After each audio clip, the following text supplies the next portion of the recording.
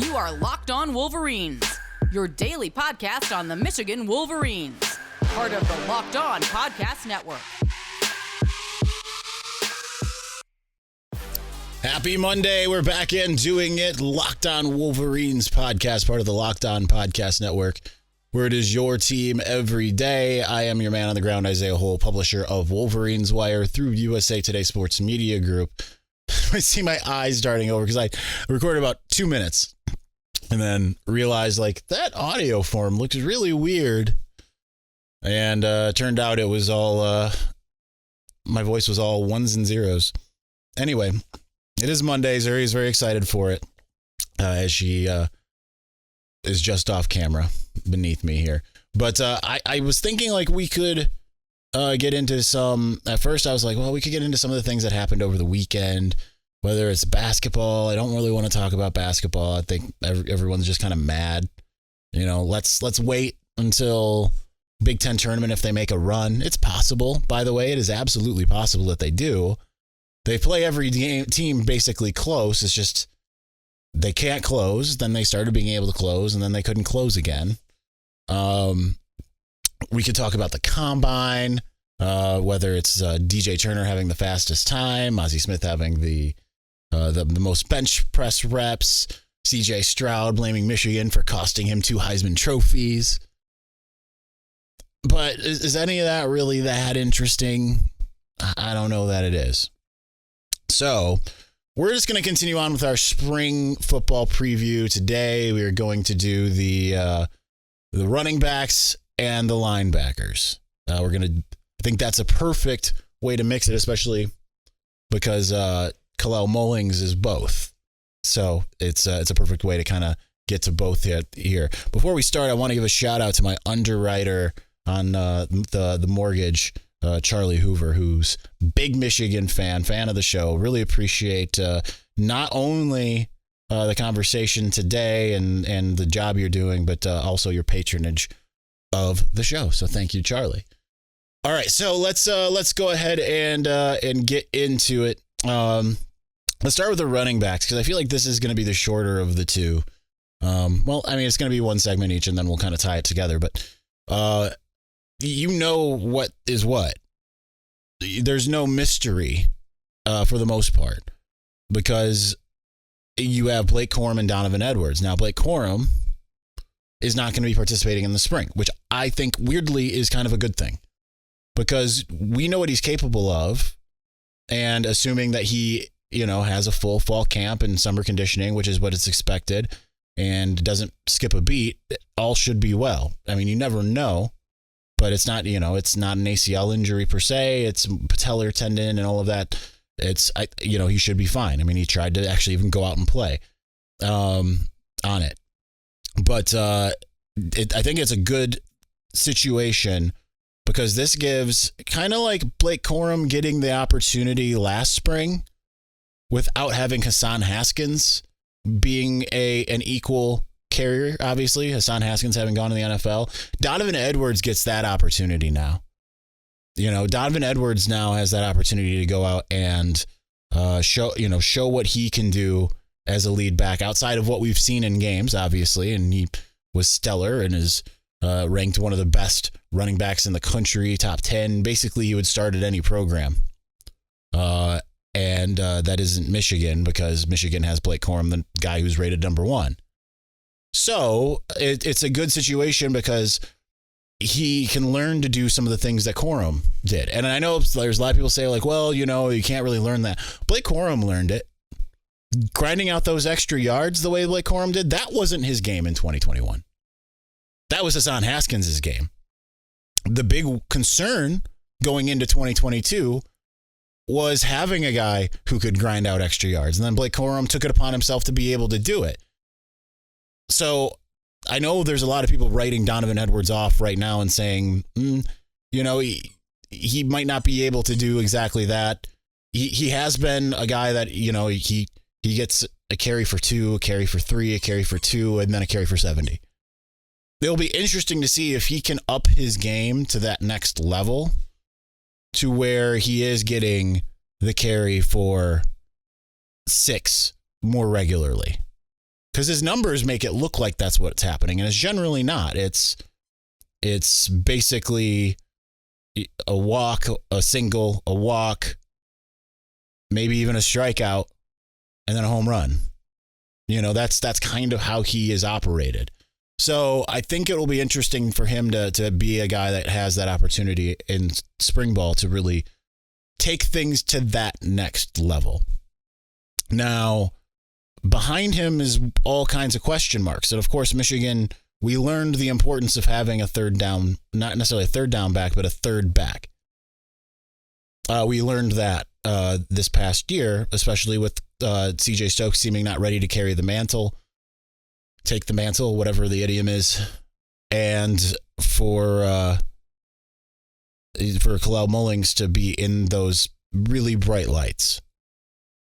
I know people are really down on him.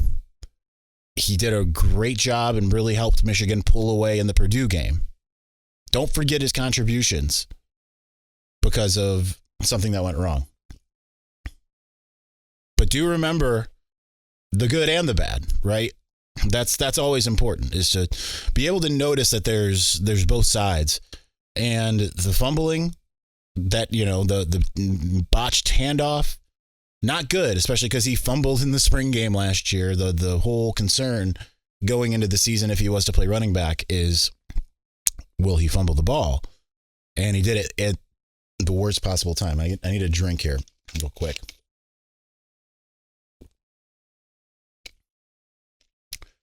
I've got the coughs again. So apparently the ear infection has returned full force. Sinus infection and all of that. So I'm coughing again. So we're having a great time over here last month plus. Anyway, so that is it going to be Kalel Mullings? Is it going to be CJ Stokes? CJ Stokes looked really good in those brief opportunities we saw him before the Maryland fumble, and then just kind of disappeared. But that's not to be unexpected when it comes to a freshman, especially a freshman playing behind Blake Corum, Donovan Edwards. You're not necessarily going to see the field a heck of a lot. Would have been nice to see him coming forward a little bit, but he became a fan favorite in quick order, and certainly supplanted Tavier Dunlap as that number 3 guy for at least a minute. And then we just kind of started seeing a whole bunch of other dudes kind of rotate in. A lot of guys will hit a freshman wall, so it will be interesting to see how he takes that step forward, because we've seen the development under Mike Hart. We have. So I think it'll be really interesting to see if he takes that step forward. It'll be interesting to see if Kalel Mullings sticks at running back or is a two-way player again, and if he's taken a step forward. And then there's a whole bunch of other guys that we'll find out. I mentioned Tavier Dunlap. You're in, year 3 now? It's not going to say it's now or never, but it's kind of now or never. Isaiah Gash. I know I every time I see him on the field, despite him being my namesake, it's like, oh no, something's gone wrong. But he has been raved about by the staff pretty consistently for the past year, and he's on scholarship now. Son of Sam Gash, played for the Packers, hence he grew up in Green Bay, Wisconsin. So he's a guy. Don't write off walk-ons. A lot of people, myself included at times, will do so, and it's to your own peril. Now, how much of a role will he play again with Blake Corum, Donovan Edwards? Who knows? And then you've got the 2 freshmen who are already on campus. Benjamin Hall, who has the biggest thighs I have ever seen in my life. And I covered Chris Evans for 4 years, so that tells you something. He could be an absolute bruiser. Didn't get much of opportunity in high school, but Michigan saw something in him and they brought him in early.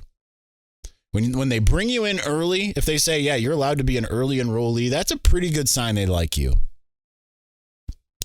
And then Cole Cabana, who could be another home run hitter and has the speed. He's a 4-star. People kind of forget Michigan had a 4-star running back because everyone was like looking at Jeremiah Love and some of those others. So I will be curious to see if either of those guys can work themselves in the rotation. Michigan's never been afraid to play freshman running backs for a spell. If they fumble like CJ Stokes did, they tend to get shut down. Chris Evans didn't have that problem. Zach Charbonnet obviously didn't have that problem. He was the starter anyhow. And it'll be interesting to see where they go and how they do. All right, we're going to continue with the linebackers. I probably should have done linebackers first because I feel like I talked more about running backs than I thought I would. Anyhow, if you're looking for a delicious treat but don't want all the fat and calories, then you got to try a Built Bar. We just got through the holidays. I know my goal is to eat a little healthier this year. Mission not accomplished at all, by the way. But if you're like me and you want to eat healthier but don't want to compromise taste, then man, I've got just the thing for you. You got to try Built. With Built, healthy is actually tasty. Seriously, they're so delicious you won't think they're good for you. Perfect for your New Year's resolution. What makes Built Bars so good? Well, for starters, they're covered in 100% real chocolate. That's right, real chocolate. And they come in unbelievable flavors like churro, peanut butter brownie, and coconut almond. I'm not sure how Built does it, but these bars taste like a candy bar while maintaining amazing macros. I can attest to exactly that. What's even better is that they're healthy, only 130 calories and 4 grams of sugar with a whopping 17 grams of protein. And now you don't need to wait around to get a box. For years, we've been talking about ordering your Built Bars at Built.com. Now you can get them at your local Walmart or Sam's Club. That's right. Head to your nearest Walmart today. Walk to the pharmacy section. Grab yourself a box of Built Bars. You can pick up a 4-bar box of cookies and cream, double chocolate, or coconut puffs. If you're close to Sam's Club, run in and grab a 13-bar box with our hit flavors, brownie batter, and churro. You can thank me later.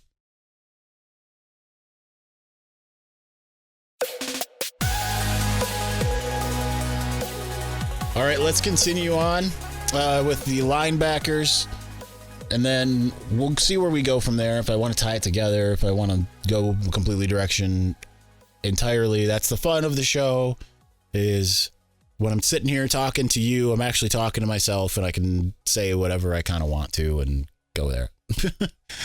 Anyway, linebackers. That's always my joke, by the way, when I don't have anything to talk about. All right, well, let's talk about the linebackers again. But this has gone from a position that was at the bottom to a position that is, at the worst, middling. I think George Hilo did an incredible job with the unit.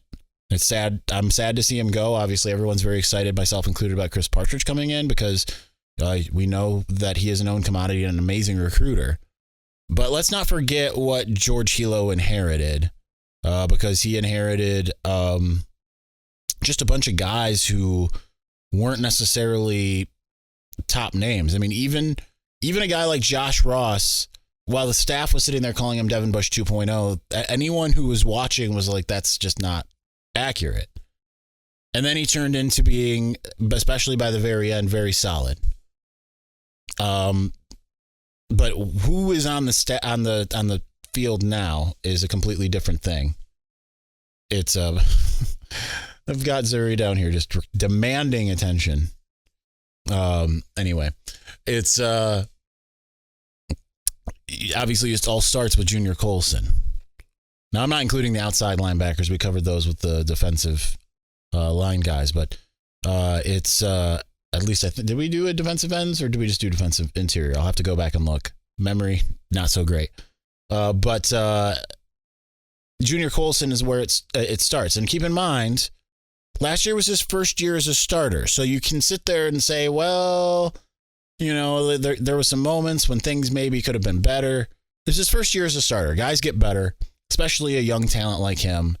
And I think that's going to pay dividends. But like what we saw, the flashes in his freshman year, we still saw those last year, but it was kind of inconsistent to some degree.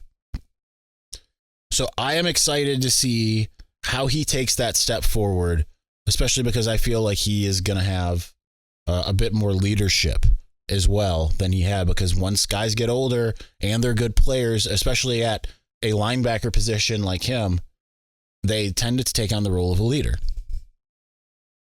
Then you've got an absolute logjam of talent.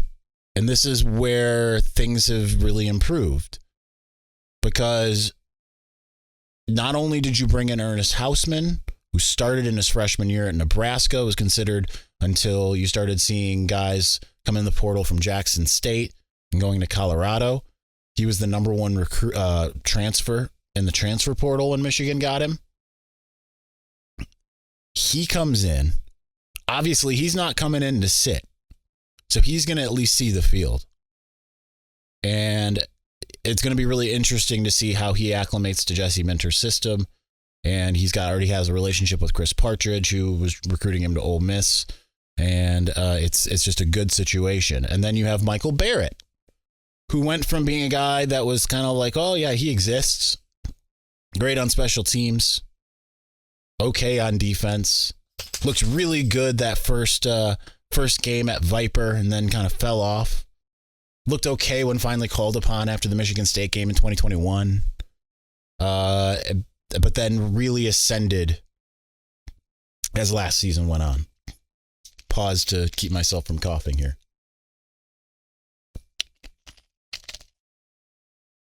So you have those two. And then to compound matters, you also have Nikhai Hill-Green, who I feel like there was some revisionist history because the fan base, from what I could tell, was not a giant fan of Nikhai Hill-Green before his injury. But then when he was out for most of the season, it's like, how are we going to do it without Nikhai Hill-Green? You know, it's obviously he's going to be rusty. He's had a full year off of football. So that's troubling. But certainly he could be a guy who comes in and makes an impact. I mean, he was considered a starter. And Michigan went without a starter at linebacker the entire time. Now I'm trying to pull up the make sure I'm not missing anybody. We're going to get to some of the other guys we want to see. I don't think the internet is working suddenly, which is problematic. So we're going to have to try to go off of memory, and good luck me with that. Jimmy Rolder is the next guy who got increasing playing time as the season went on. Jim Harbaugh called him like that next great Big Ten linebacker when he arrived. All right, we're going to try this. So certainly they think very highly of his capability, and especially being a freshman who was out there on the field in crucial times late in the season, kind of tells you what they think he's capable of. And again, that was his first year. He gets to come in knowing now what to expect. He's played against Ohio State. He's played against Michigan State. He's played against TCU and Purdue in the big games outside of that. So the lights will no longer be too bright if they were in the first place. So at least you know you have that nucleus. And before it was kind of like, well, is there one or two guys? Now you're in a situation where, because they really only need two guys, maybe three, given the outside linebacker, the way that they play defense. So the fact that now you're in a situation where you've just got, I just listed off, I think, 6 guys: Colson, Houseman, Barrett, Hill-Green, Jimmy Rolder, and I think I missed another one. So that tells you like just the depth that you suddenly have at that position. And that's a quality problem. Michigan's like that pretty much across the board now, right? I mean, no one would feel necessarily good if CJ Stokes is starting a game at this juncture because he hasn't proven himself, was a 3-star recruit. However, it's at the same time, it's like, well, as guys develop, as you know, Hassan Haskins, a 3-star, developed, you want him out there. Same thing with some of these other guys. I'm trying to remember. There was another linebacker. I don't know that he's enrolled. So there's other guys that I unfortunately can't pull up the roster because my internet just has decided it does not work. Not even Google. But no, let's see if we can. Maybe we can get it to work on another browser. Maybe it's a browser situation. Nope, it's the internet. That's cool. That's awesome. But you know, guys like Jaden Hood, we're just kind of waiting to see And he's the name that I'm looking at the most. Can Jaden Hood take that step forward? So we're going to try to look this up because I know I'm missing some people. We'll try it on my phone. But Jaden Hood is the guy that I've been long waiting to see. 4-star from Florida. I mean, it's like, yeah, yes, please. Come on. Let's get this going. But unfortunately, it's he hasn't really matriculated as of yet. Tyler McLaurin moved more to defensive end. And I know I'm missing others, and unfortunately, the internet will not work for me even on my phone. So maybe the apocalypse is happening. I don't know. Let's continue on here in just a moment, and we'll tie it together, some other thoughts momentarily.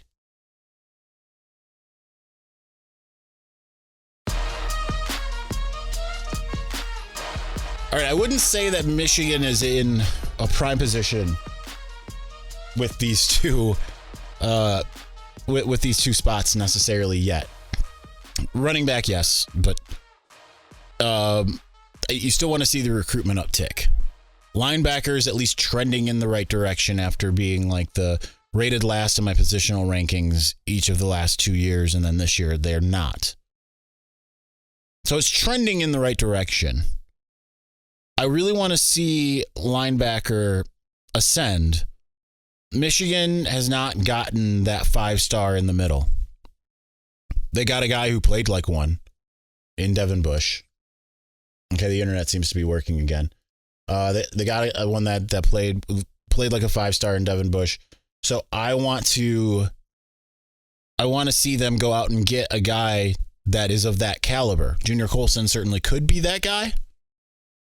But as they've chased talent, I remember Baron Browning on his visit and some guys like that. They've really struggled at bringing in the real game-changing linebacker, at least the ones that everyone's salivating over from the beginning. Jimmy Rolder ended up being a 4-star, but his rating, much like Mason Graham, kind of changed. In his case, I think right before he committed. Kind of came out of nowhere, and everyone's like, who is this kid? He's incredible. Everybody wants him. Could go to Notre Dame, could go to Wisconsin. So that happens. But they really need to bring in one of those next level type guys to truly ascend. I mean, Jabril Peppers played linebacker. He was a 5-star, but that wasn't really his natural position. So I really want to see them for the future, and the internet's not working again. It worked for all a second. I really want to see them take that next step in the recruiting aspect, because it's not necessarily a predictor of success in terms of does a 5-star play like a 5-star? Obviously, it remains to be seen until they get on the field. But most of the time, teams that are of that Alabama, Georgia, Ohio State caliber have 5-stars at that position.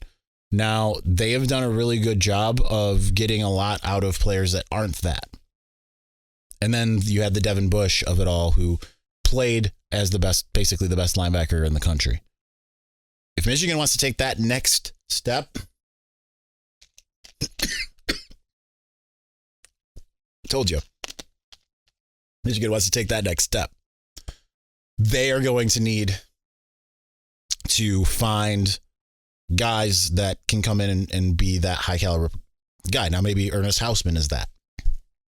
Running back, I can't believe that a guy like Jeremiah Love decided that it's in his best interest to go play at Notre Dame compared to Michigan. Notre Dame likes to run the ball, absolutely. But you look at what Michigan's done the last couple years, you would think guys would be knocking the doors down, and they haven't been. Of course, that can change. Taylor Tatum, and the kid down in Cincinnati, whose name escapes me at the moment. But these are the two positions where running back, they've had the success the last couple of years. Got to continue to sustain it. Linebacker, it's been wandering in the desert for a while, and now it's starting to really come forward. And having spring ball and having all this competition should push it forward. But for the future, I want to see them get more down and dirty when it comes to the recruiting aspect. All right. I'm struggling not to cough. I know so many of you out there saying, you're sick all the time. Yes, I am. It's really frustrating. It's more frustrating for me than it is for you. But this is the same thing that I had before, so it's just what it is. But yeah, we're going to cut it short thanks to that. Anyway, thank you for watching. Thank you for listening. We'll be back tomorrow. We're not going to miss any days. It's not that bad. It's just kind of a redux of the earlier. And we'll likely continue our spring preview unless there's something else that kind of comes up in the meantime. So thanks for watching. Thank you for listening. We'll be back soon. Peace.